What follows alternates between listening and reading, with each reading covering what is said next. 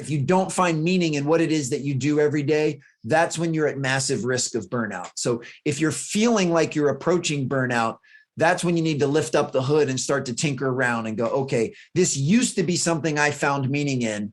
How come I don't anymore? Or I used to be so curious and fascinated by my work. I'm really not anymore. Or I used to actually feel like I was making a difference, but I don't anymore. And if you can start to uncover the answers to some of those questions and do some very difficult soul searching, you can usually find the thorn in your paw and have it removed so that you can get back to loving your work. Welcome to the HR L&D Podcast with your host, Nick Day, CEO and founder of JGA Recruitment, specialist HR recruiters. Tuning into the HR L&D Podcast will help you to discover strategic growth concepts, leadership development strategies, and the values and behaviours that drive organisational change and success. Together, let's empower our workforces, diversify our thinking, and achieve significant HR success. Hello and welcome back to the HR L&D Podcast. Now let's get straight to it. Everyone who listens to this podcast is interested in optimizing performance, stress management techniques, and raising the bar in relation to high performance, right? I know that's right. So please, after you listen to this episode, share the contents with all of your HR and L&D colleagues, because this is one episode you're all going to want to share, because it's all about high performance. So I'm going to ask all of you now, when the audio finishes, just do one thing for me. Share it on WhatsApp, share it on social, play it to someone you know, help them to achieve high performance, because it's amazing how when we all work collaboratively, when we all work collectively, just how much impact we can all have on each other. And of course, the future of work, on mindset, and so much more. Now, it's particularly important today because I'm hugely excited to be able to welcome you all to Alan Stein Jr., former basketball performance coach to NBA stars like Kobe Bryant and Kevin Durant. He's a motivational speaker, trainer to major companies like Pepsi and Amex, and he's also the author of the best-selling book, Sustain Your Game, High Performance Keys to Manage Stress, Avoid Stagnation, and Beat Burnout, which is incredibly relevant to all of you HR and L&D professionals out there. Now, Alan spent over 15 years as a performance coach. He now teaches audiences how to utilize the same strategies in business that elite athletes use to perform at a world-class level. He's the best-selling author, as I mentioned, of another book as well called Raise Your Game, High Performance Secrets from the Best of the Best, which was named one of the top mindset, productivity, and success books of all time by Book Authority. We are in great company today, so I'm hugely excited because I'm particularly fascinated about high performance. I love sport, and I'm really excited to get started. So let me welcome you all to Alan Stein Jr. to the HR L&D show. How are you doing today, Alan? I am fantastic. I'm hoping I can meet your energy and enthusiasm, because I am equally excited to be with you and looking forward to a really fun and hopefully impactful and meaningful conversation. Can't wait to get started. Before we jump in into the world of high performance, I'm going to ask this simple question I ask all of my guests on the show, which is this: what do the words human resources mean to you? When I think of human resources, I think of how can we optimize the contributions and collaborations of the most important asset in any organization, and that is the people. You know, how can we get the most out of our colleagues and our coworkers, and again, have everyone fulfill their role to make a maximum contribution? And I know HR professionals are the glue that holds every organization together, and they're the ones that do that to the highest level. Absolutely. I love that response. I can hear everyone kind of agreeing with that across the waves here. Fantastic. What a great way to start. Well, look, before we jump into the book, which is something I really do want to delve deep into, it's all about high performance secrets. And I know that's something that all of, the HR and L&D professionals listen to this right now, and those beyond, perhaps entrepreneurs and other people that listen to the show, they want to know about high performance. But before we get into that, what does the term high performance mean to you? Well, let's break down performance first, because I think many people hear the word performance and they automatically relegate that to something like athletics or to the arts, or for someone that asks to traditionally perform, even on a stage, if you will. And I actually have a much broader view of performance, because I believe that we need to perform in every single area of our lives. Certainly, we need to perform vocationally and at our job and maximize our role, but we need to perform in our communities as leaders. We need to perform as parents and as spouses. So I try and take the tenets of high performance that I have learned through the game of basketball and figure out ways to apply those principles of high utility to every area of my life, because I want to show up as my best self, not only as a keynote speaker and author, but as a father and as a leader in my community. So for me, high performance is about bringing your best self as consistently as possible to everything that you do. Love that. Love that. And as you say, there's loads of connections between sport and the business world. We've learned that on the show before. We've had international rugby captains on the show. I've had an Olympic coach, a UK Olympic coach on the show. And I think I'm always surprised and enlightened when I hear about the connections between the sporting world of performance and the business world of performance. There's so much synergy between the two. And obviously you're bridging that gap with the work that you do. And as part of that, you've got a great website, and I will put a link through to it, alansteinjr.com. There's a link in the show notes to that. But on that site, you talk a lot about when it comes to developing high performance cultures, there are 5 C's, which I think you put as cohesion, chemistry, communication, collaboration, and commitment. Tell us a little bit more about those. So let's look at culture first, just kind of, because I know this is a word that's kind of thrown around. It's a buzzword in many instances. I simply view culture as how well aligned are your beliefs and your behaviors.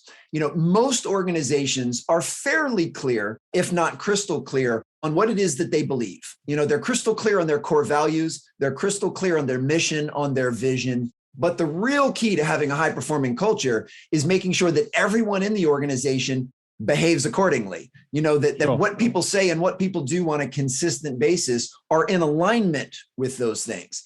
It's one thing to have your core values on a sign in your break room or behind the front desk or on your trifold brochure or on your website. But are your people actually living out those core values? Is that the behavior that's being demonstrated? And it's been my experience, whether in sports or business, the groups that have perfect and beautiful alignment between beliefs and behaviors are the ones that create the best experience for not only the members of their team, but for the people that they serve, their clients and their customers. So culture is basically the experience derived by everyone on the team and everyone that you served by the alignment of your beliefs and your behaviors. And in order to do that, that's where kind of the alliteration of the C's come in. You know, you need to have tremendous cohesion with everyone on your team to be able to create that type of winning culture. And a good portion of that is done through collaboration and is done through effective communication. So when you can get kind of all of these points in alignment, then you have a winning culture. And a winning culture is ultimately what will dictate your sustainable excellence. Anyone can be a flash in a pan. Anyone can have a bit of good luck and have some lightning strike. But in order for you to consistently, year after year, incrementally improve and grow your organization, you have to have a winning culture, because that's what will help you attract the best teammates. Yeah. That's what will help you develop and grow the best teammates. And then most importantly, that's how you will retain the best teammates. Love that. I mean, you're absolutely speaking in the HR language right now as well. I mean, I'm sure that this must resonate with everybody there. And it's, you know, we started in my introduction there. Your background initially was coaching some of the biggest NBA stars that have ever lived, right? So I want to talk about your book, Sustain Your Game, and because it's really relevant now to the business world that we live in. And I want to jump into that. Before we do, though, you have also written another book called Raise Your Game, which is, you know, perhaps more sporting focused. You've got a fantastic background in sporting coaching and coaching at the highest level. So before we jump into Sustaining Your Game, could you just give the listeners a little bit more of an overview of some of the people you've worked with, how you got involved in that, and what it's like working at the top, I mean, the absolute top of your profession?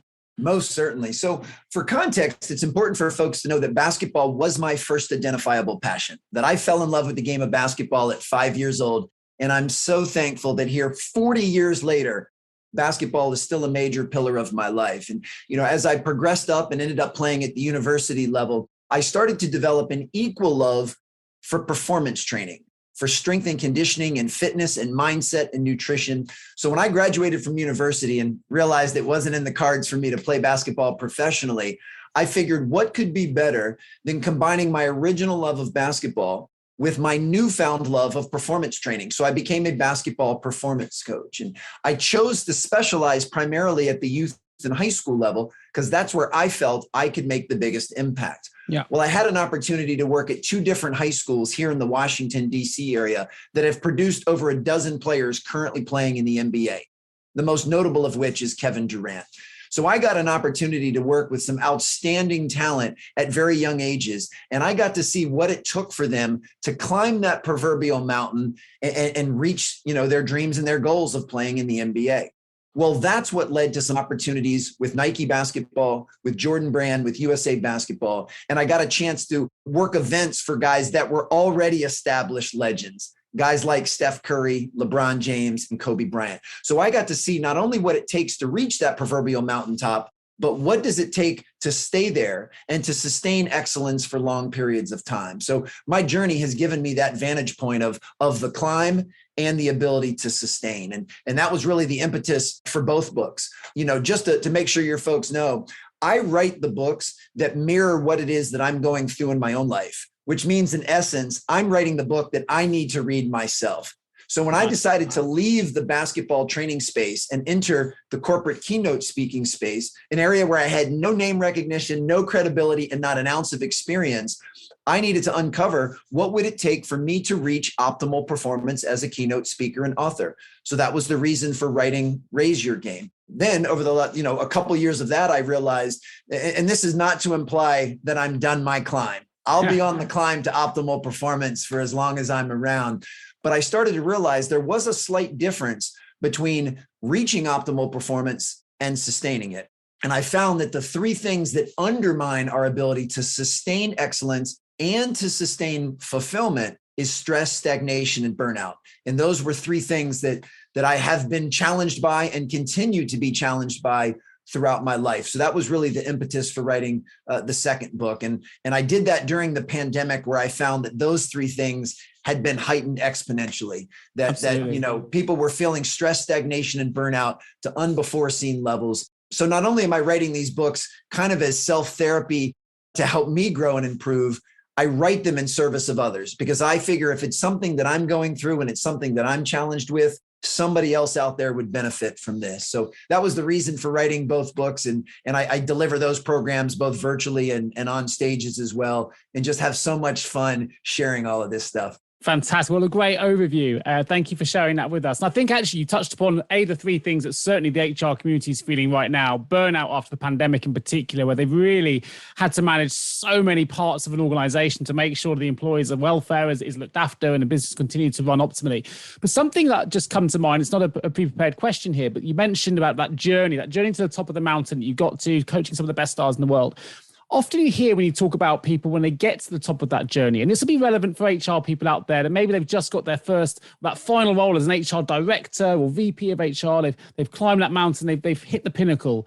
But actually, they often say when you get to the top of Everest, when you walk down, it's coming down that's the most dangerous aspect. Or even when you get there, you have that endorphin rush. You made your goal, your lifelong goal is to get to X, maybe for you to coach some of these amazing stars. And then what next? So before we jump into that bit, because I think that kind of comes before the sustain piece for me, you get to the top of the journey. How do we handle that? Not disappointment, because it's exciting for getting there, but it's the what next moment to allow you to get to the foundation of sustaining it then moving forward.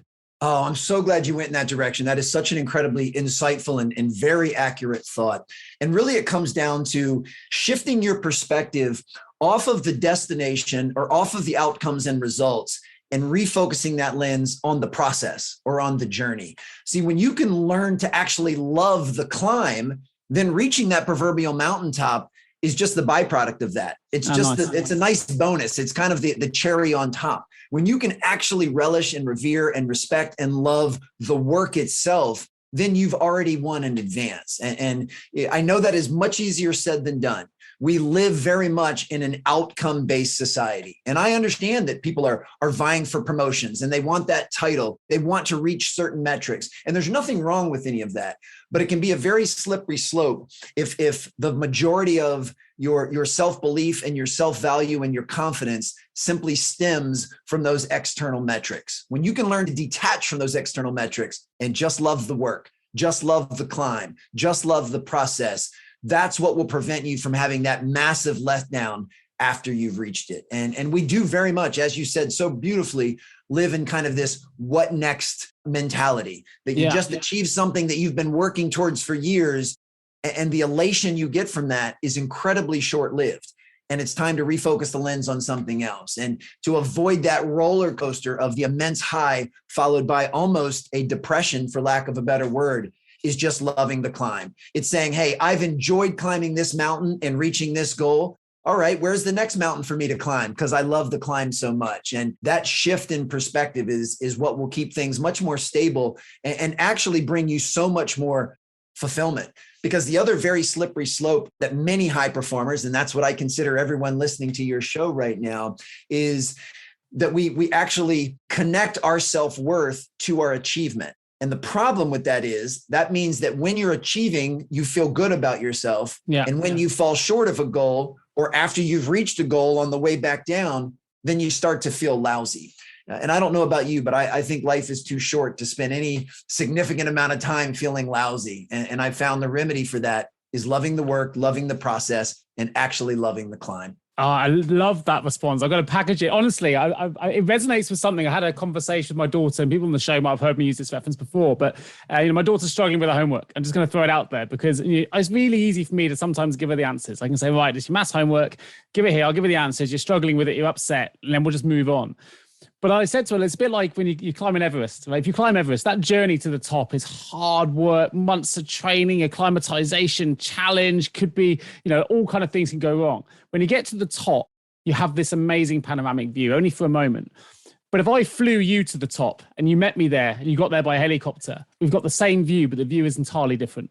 And I said to my daughter, you've got to go through the journey, because if you work it out yourself, if you get there and go through the pain, when you actually get that eureka moment where you've sussed it, that's so much more valuable than me just giving you the answer now and you moving on. I think you worded that much better than I just have, but it's the journey that's so important. So, and you must have that a lot with some of the stars you've worked with, where, first they get the first professional contract. What's the next goal? Now you've got to sustain that contract to get to the next level and get to the next level. So this is something you've dealt with all your life with the kind of people that you've coached in the sporting world. So I just think it's fantastic. I just want to make that little point there. Just say I loved your response you gave. Totally resonates with how I view performance and how we get over that hurdle of when you meet one goal, how do we set the next? So we've done that bit. We've staying motivated. We're loving the journey. How do we sustain it then? Tell us a little bit more about the book, especially if you can share some high performance secrets as well, perhaps our listeners can really use to build some of their mental fortitude they might need to help them stay on top of their game. It's interesting. It reminds me of an experience that really shifted my perspective on kind of the climb versus, being able to sustain. This would have been, almost 15 years ago, and I was working an event for the NBA, and they had a bunch of rookies, first-year players in the NBA, and they had a veteran come in to talk to them. And I'm not going to name who the player was, but he was a very acclaimed player. And he said something that really stuck with me. And he said this with a tremendous amount of love in his heart to these guys. He said, congratulations on making it to the NBA. I know this has been a lifelong journey and a lifelong goal of yours, but I want you to know what you just did was the easy part. Making it to the NBA is the easy part. And he said that with a smile and a wink, because obviously there is nothing easy about making the NBA. But he said, you've just accomplished the easy part. The hard part is staying in the NBA. At the time he said that, the average NBA career was 3.5 years. Wow. So he just wanted to make the point that, yes, you've made so many sacrifices and you've put in so much work to reach this pinnacle, but now's not the time to put on the cruise control and to stagnate, because the real work begins now. Now you have to do, you have to earn, which I think is the beauty of what you just shared. You have to earn the right to stay in the NBA. And, a good portion of that is being able to manage the things that are kind of, highlighted in my new book is, can you manage the stress in the day-to-day, which is something that we all face. Sure. Can you avoid stagnation in that midterm? Can you avoid getting complacent and clicking on that mental cruise control? And then, of course, can you continue to find meaning and purpose in your work so that you don't get burned out? And that's kind of done over the long term. And I just thought that was a neat way for him to position that. And it also makes, what a player like LeBron James is doing even that much more remarkable. when you hear the average MBA career is 3.5 years, and he's been able to stay atop of the MBA mountain for almost 2 full decades, is really a testament to his ability in particular to sustain excellence. Absolutely. So what are some of the secrets then to avoiding burnout, as you mentioned, to avoiding, I don't need to keep using the word avoiding, but avoiding stagnation and being able to sustain that? Because these are real life challenges that I know certainly our listeners are struggling with post-pandemic, where they've worked multiple hours, they've had to adjust to working from home, everything's thrust upon them, and you can feel burnt out. You can feel like I haven't even got a chance to open my vision to be able to not stagnate, right? Because I want to go forward, but actually I'm just trying to deal with the day-to-day. What kind of tactics could you give our listeners? Well, first and foremost, just know that anyone listening to this, if you have experienced some stress, some stagnation and burnout at any time in your career, one, you are most certainly not alone. And that these are very normal human conditions that we face.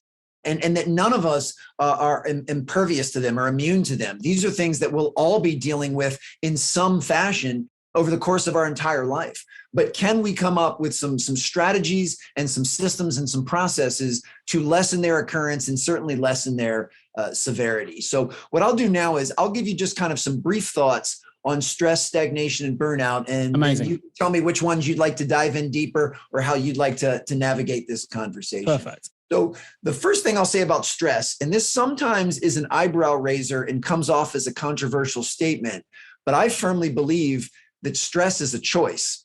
Stress is actually something we invite into our lives. Now, we do that unconsciously because I don't think anyone intentionally tries to add stress to their plate. But the reason I believe that stress is a choice stems from one of the biggest mind shifts that I've ever had. And that was when I heard Eckhart Tolle, who basically is a modern day philosopher, when he provided his definition of stress, it radically changed the way I saw the world and certainly the way I saw stress.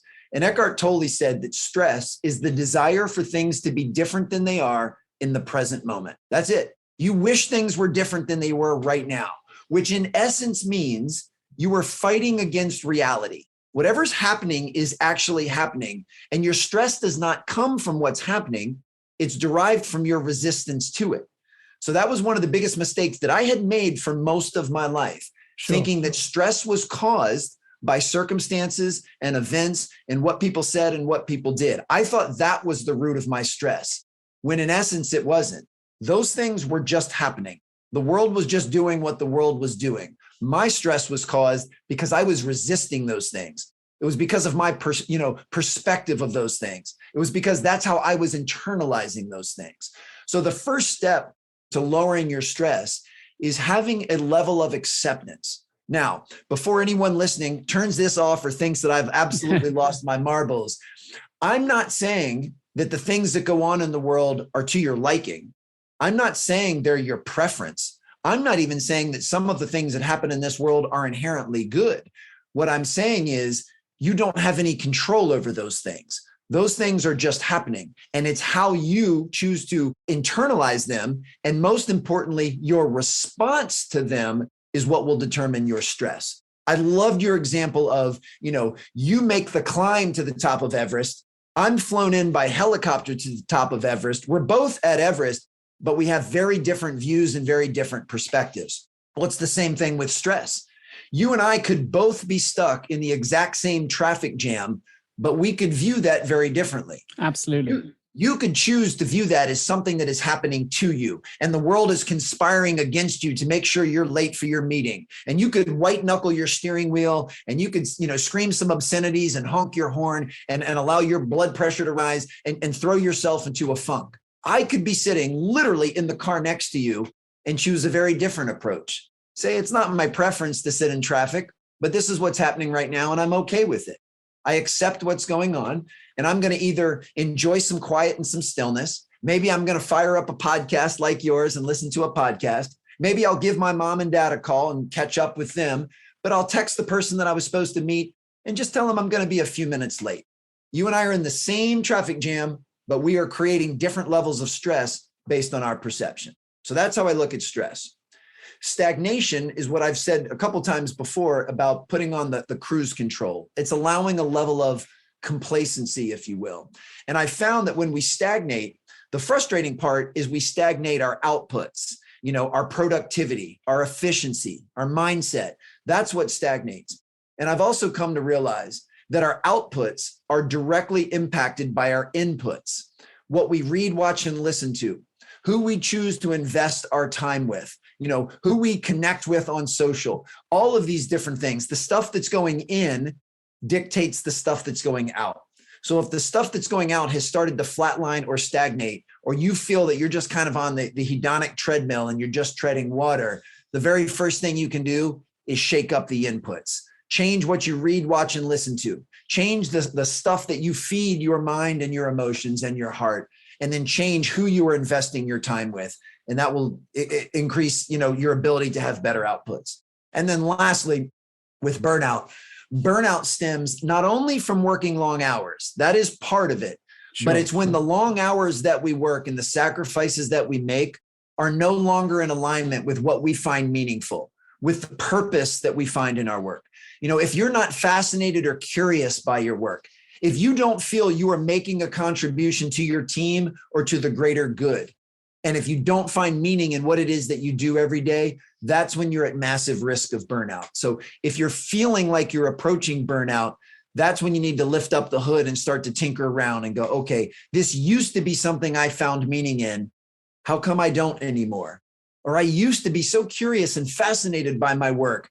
I'm really not anymore. Or I used to actually feel like I was making a difference, but I don't anymore. And if you can start to uncover the answers to some of those questions and do some very difficult soul searching, you can usually find the thorn in your paw and have it removed so that you can get back to loving your work.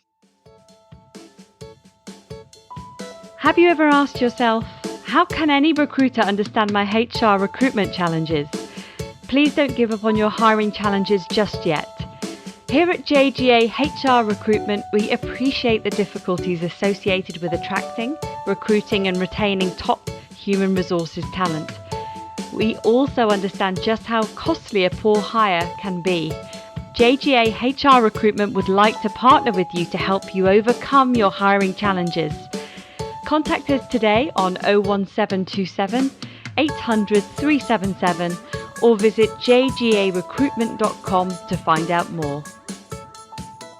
Well, what a brilliant passage. What a great answer. And you've summed up that absolutely fantastically. I'm going to make a couple of points of things that just resonated with me with what you said, Alan, because I was fascinated and really enjoyed the response that you gave. I think the first aspect was stress. It resonated with me because someone said to me, I can't remember who it was, it may have been Jake Humphreys from a podcast, but they mentioned to me, he said, look, because I'm not going to say I don't get stressed. I definitely suffer with stress, right? But I manage it slightly better than I used to.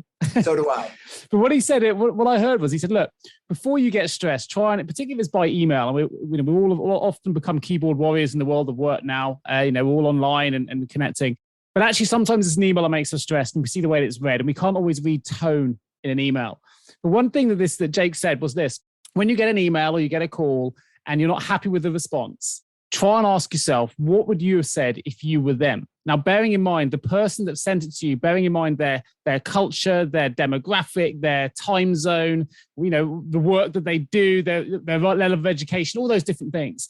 If you put all of that together and try and create that narrative, would you have sent the same email that they've just sent? Because you're analyzing it from your interpretation, you're internalized it, how you would have written it, and based on how you're feeling now. And actually, if you do that, it can sometimes just calm the situation, which is, a shorthand version of nowhere near as detailed as you put it. But I think that's helped me manage my stress a little better than I used to. And on the stagnation piece, I'm a keen triathlete, and to bring it up to sport, I'm reading a book at the minute called Iron War, which is a very famous triathletes competes against each other. And they realized in the US, they did a study about how many people were adopting triathlon in the early 2000s, late 90s.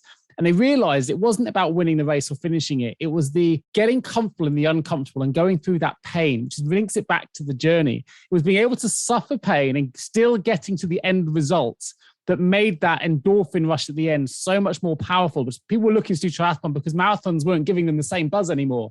Swim wasn't giving them the same buzz. So we find it's multi-sport. I know it's slightly different and I'm linking it back to sport, but I think it's really interesting. It comes back to that journey piece you mentioned with stagnation. That we need to sometimes be more comfortable in the uncomfortable, because then great things can happen. I think sometimes we don't push ourselves enough out of our comfort zones. We've got listeners here that have done some phenomenal things. And often it starts with a real nervous, I don't know how to get started moment. But when you get 20 seconds of bravery just to make that start, and whole new things can happen. And I can know you've done that in your career, even with the Sustain Your Game book, right? You're in a pandemic, you're thinking, well, what's going on? I'm going to create this new book. It is a fantastic read. And there will be a link in all the show notes, guys. So I recommend you all go to the show notes and get access to the book. I'll make sure that's available. For you, Alan, bearing those three things in mind to help our listeners get better at what they do and to manage their work lives better, what for you makes the best the best? Can you define what the best is even? I actually believe every person needs to define that for themselves. We've already covered how we can have similar experiences, but we can have very different perspectives. And I think it's really important for everyone to get crystal clear on their own definition of success, on their definition of fulfillment, and certainly their definition of what does the best look like, or continue using these athletic terms. What does winning look like? And once you can get crystal clear on that, then you can start to create the habits and the mindsets and the disciplines and the processes that will give you the best chance of reaching that best, or of having that win, if you will. And so I think it's something that every single person needs to define for themselves. For me personally, it is about showing up consistently as mentally, physically, and emotionally as the best version of myself, being prepared to be open, to be vulnerable, to make a maximum contribution. I consider being my best as leading with empathy and with compassion.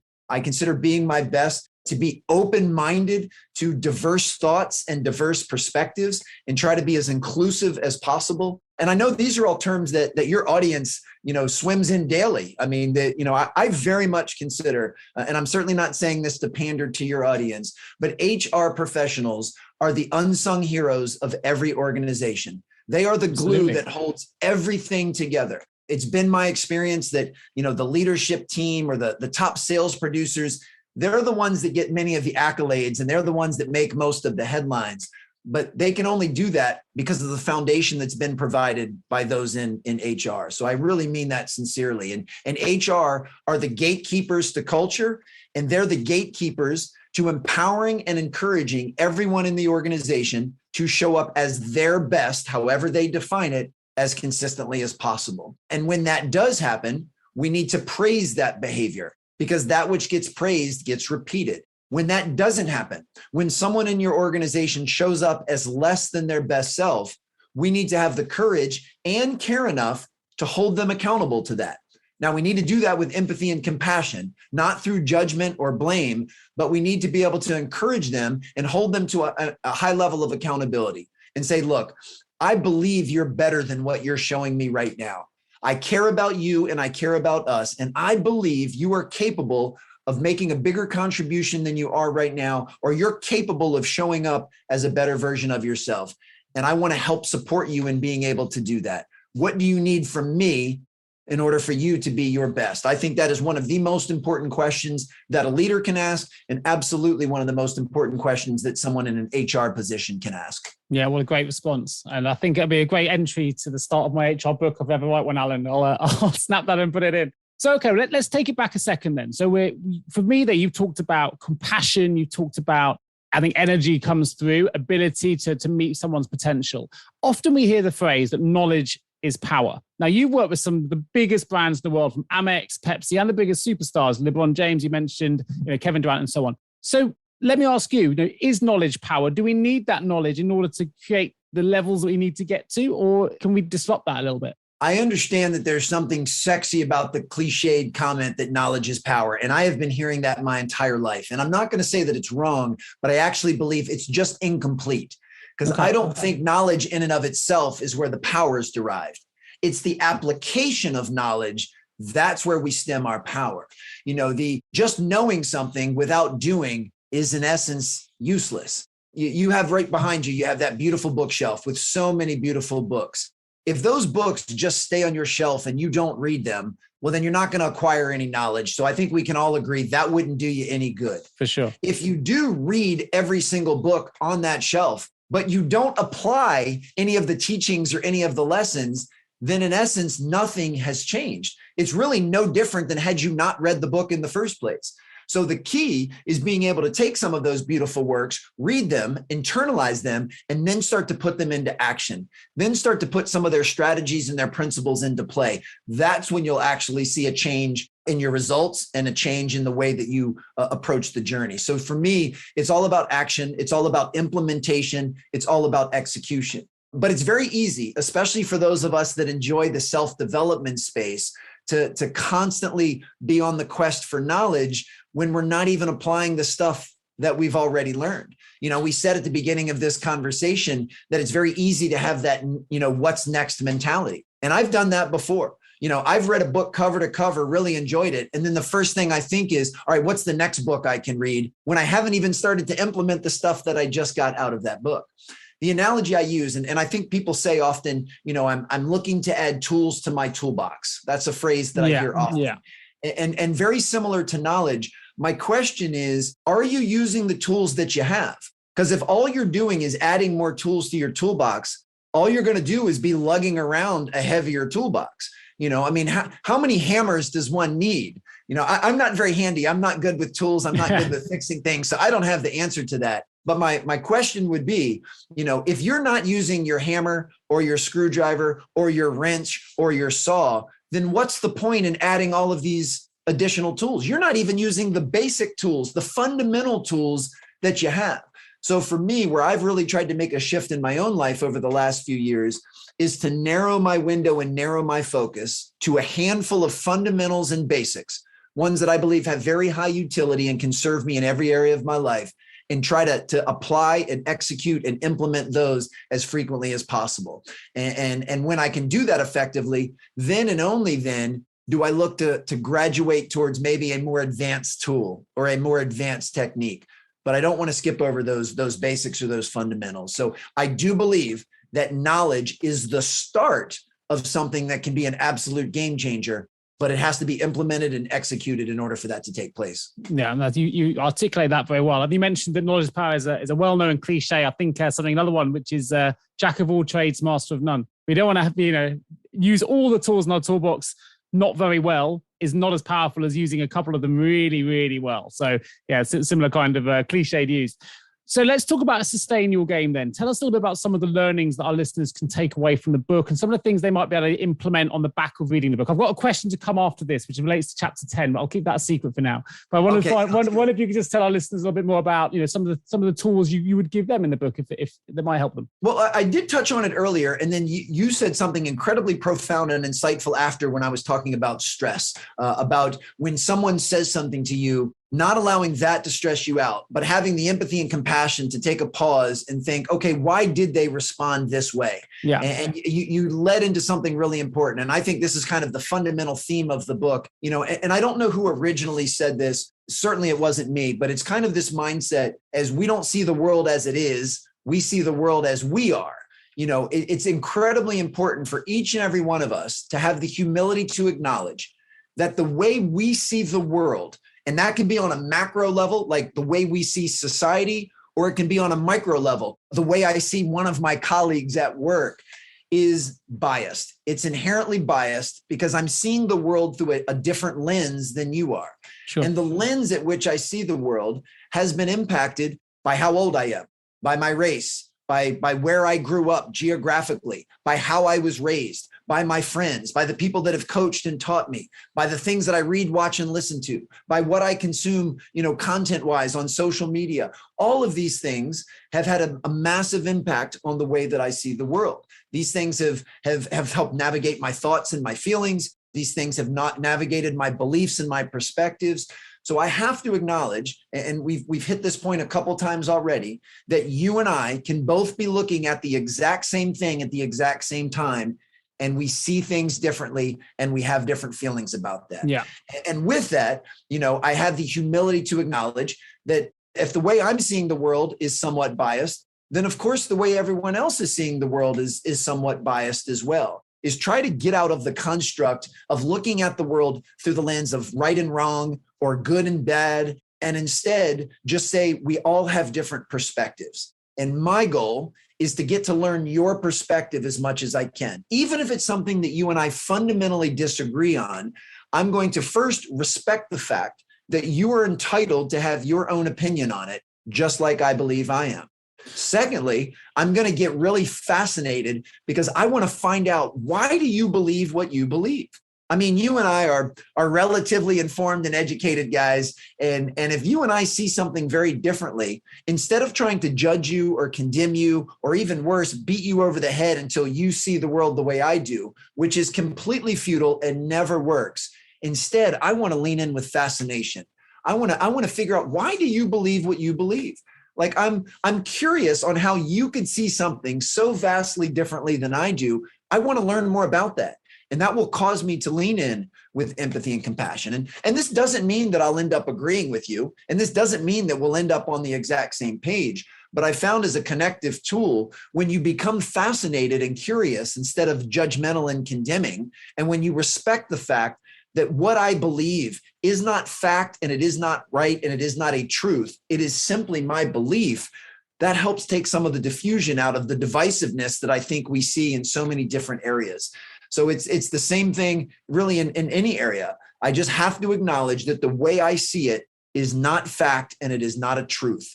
It is simply my own perspective. And that helps take a level of self-righteousness out of any approach that I would have. And it allows for someone like you and I, who might see something very different, instead of us now being divisive, we can be more inclusive, and we can find the red threads that do connect what we feel and what we believe. And I think if we can all make more of an effort to do that, and ultimately that's part of the job description of someone in HR, is to get everyone in the organization to be less divisive and more inclusive, and to appreciate and respect diverse thoughts and diverse perspectives, then I think not only would work be a better environment, but at the risk of sounding really cliche and motivationally, the world would actually be a much better place.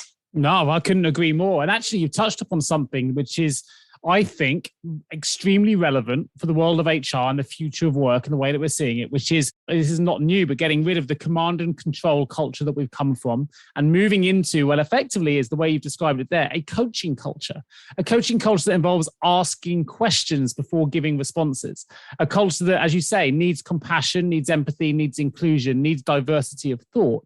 But in order to obtain all of those things, you need to be able to ask questions. I think the way you worded it was to be fascinated in someone else, which is exactly right. You can only be fascinated if you're willing to ask questions, to understand where their belief systems lie, to know how to respond and how to be inclusive. I think you've actually summed up what I think the future of work will look like for the world of HR, or certainly for successful HR and for successful business planning and process growth and all the other things that go with it. And I think, hey, look, if your book gives us those tools, then I recommend every HR professional takes a look at it and reads it. I certainly found it a fascinating read from what I've read so far. It's chapter 10. There's an element in there, Alan, I want to bring to life here. And I think the listeners might enjoy this anyway, because chapter 10 is all about reflection.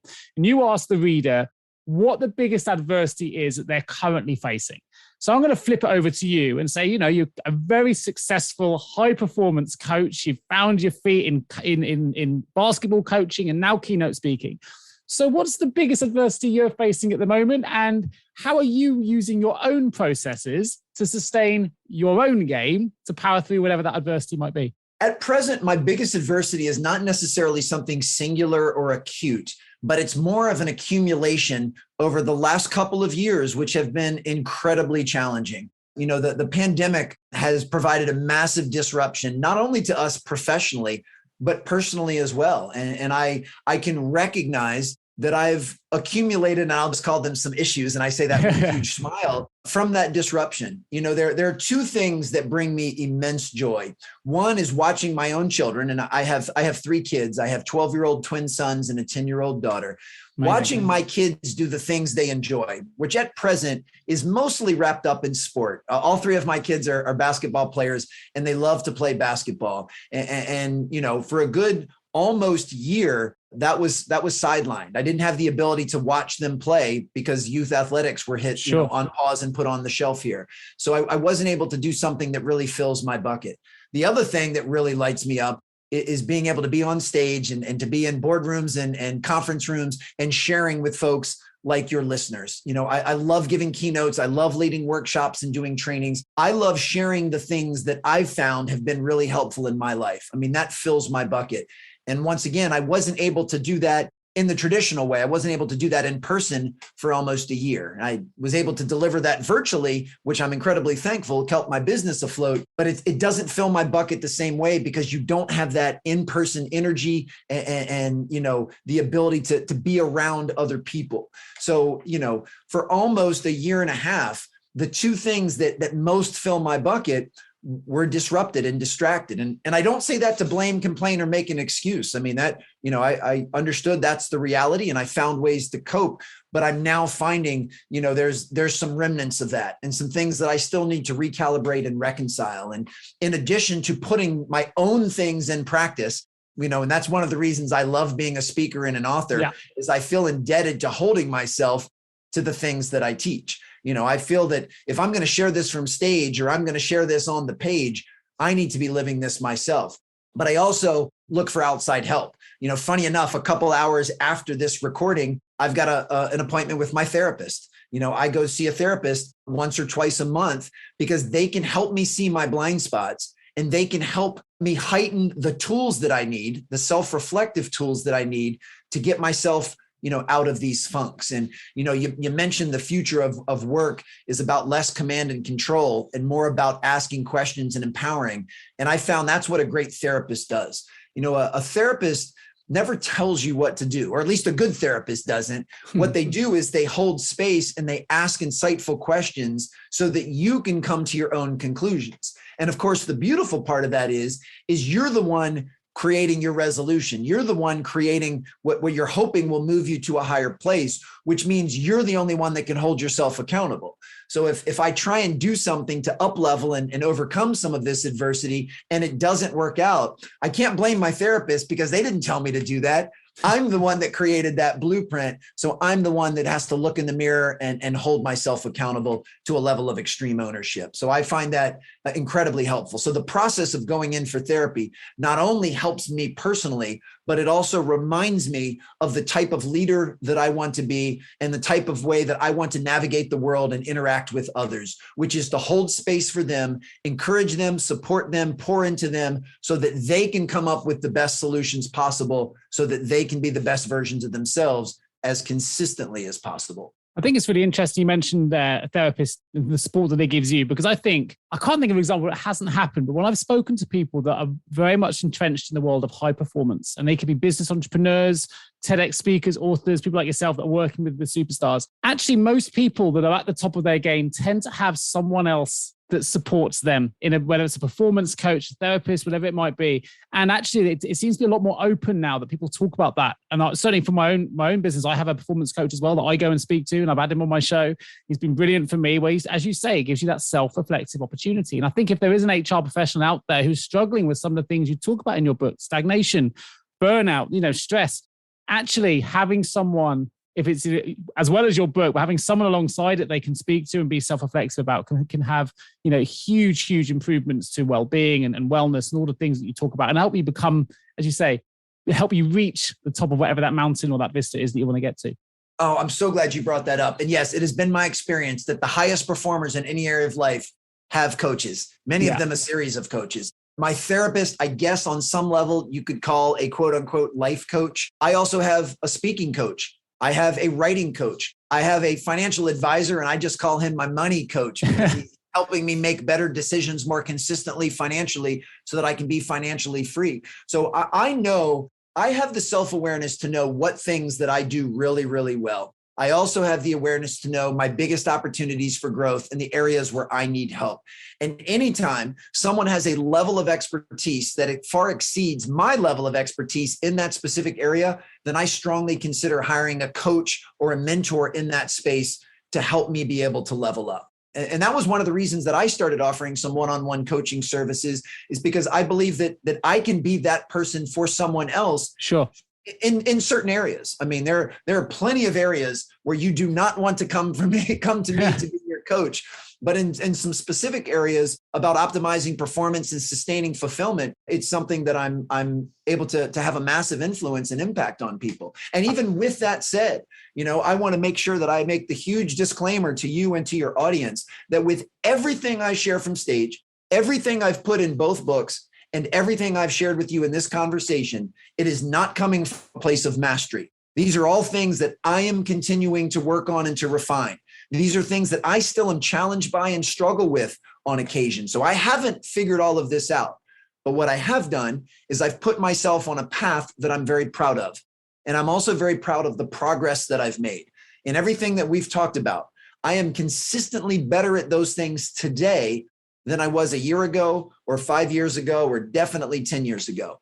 And if for some reason you invite me back on your podcast 2 years from now, I can almost guarantee you that I'll be even better then than I am today.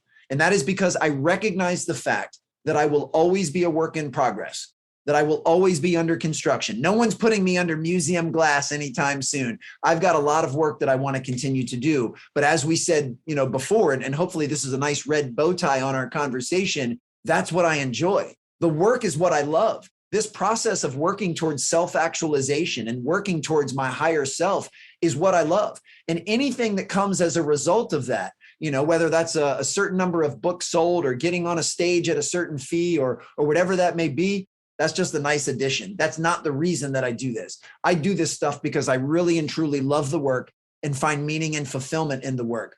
So I say that with a huge smile that I've already won before I take the stage. I've already won before my next book comes out. And I say that with humility because to me, winning is loving that process.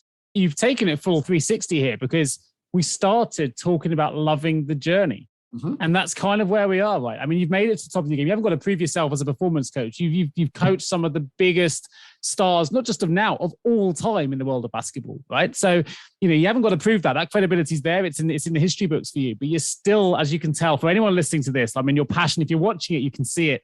But the passion you have for this subject absolutely comes across. And we can see, you can hear the energy, you can feel the energy, that you are clearly loving that journey. And if your book can help other people to love their work as much as you clearly love your own, then I think it's going to be a great success. And as I say, I'm absolutely putting a link to your book in the show notes. Please do check it out. But more than that, I'm going to open the vault. I'm going to introduce everyone to your website. Now, I'll often reference a website and say it's in the show notes. In your case, it's a little bit different.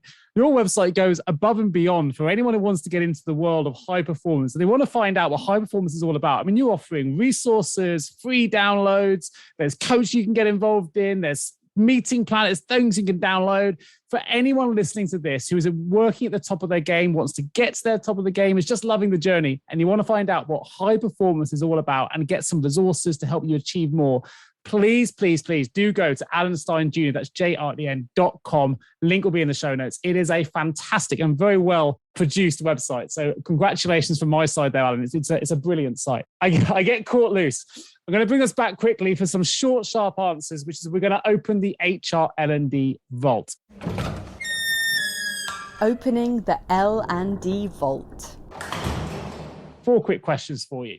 Number 1, in hindsight, what's the one thing you now know that you'd wish you'd known, Alan, when you began your career? That the way I see the world is not fact or truth. It's inherently biased by my own experiences. Very nice. If you could give one piece of advice to the world, what would it be? Be kind. In every interaction you have with another human being, there's a fork in the road. You can choose to be kind or you can choose to be right. You can choose to be kind or you can choose to be judgmental. You can choose to be kind or you can choose to be self-righteous. And those things are often understandable and sometimes even valid, but any chance you get, choose the path of kindness. Nice. My mother always said to me, good manners cost nothing. I like that. Links. 3rd one, if you had the opportunity, what advice would you give a younger you just starting out in this new world of work? Focus on the basics. Focus on the fundamentals. Get crystal clear on what are the basic principles and strategies and core beliefs that you need to live by to live in an extraordinary life. And don't get tempted to chase what's new and what's flashy and what's shiny and what's sexy. Brilliant. And last but not least, what is the guiding principle or behavior that you've seen in every great leader that you've ever worked with? They've been able to combine confidence with humility to a masterful level. They are confident in who they are as a person and who they are as a leader because they've done the work during the unseen hours to earn the right to be confident, but they brush that with a massive stroke of humility. And they realize that no matter how good they are, they can get better, and that they always need to stay open to coaching. They need to stay open to feedback and stay open to growth. And when you can learn to blend confidence with humility, you're unstoppable. Fantastic. Well, Alan Stein Jr., it's been an absolute pleasure having you on the HR L&D podcast today. Of course, to mention again, a link to your book, a link to your website will both be in the show notes. You offer courses, podcasts, books, and a wealth of high performance related resources on your site. So please do check that out. And please let me say from the bottom of my heart, thanks again for joining me on today's show. It's been an absolutely fantastic talk all about the world of high performance, and as it relates as well, of course, to the wonderful but often underappreciated world of HR. And of course, if you are an HR professional listening to this show and you need support with a recruitment requirement, then of course you can get in touch with either myself or any of my wonderful team at jgarecruitment.com. Just leaves me to say one more huge thanks to Alan Stein Jr. for joining me today. And I look forward to bringing you the next episode of the HR L&D podcast real soon. Thank you, Alan, so much for joining me. My pleasure. Thank you. Thank you so much for tuning into the HR L&D podcast with your host, Nick Day, CEO of JGA Recruitment, specialist HR recruiters. If you need any help with a current HR or L&D vacancy, then please get in touch with Nick and his team. All contact details can be found in the episode notes. In the meantime, to make sure you never miss a future episode, please subscribe to the show through any of your favorite podcast channels. Till next time.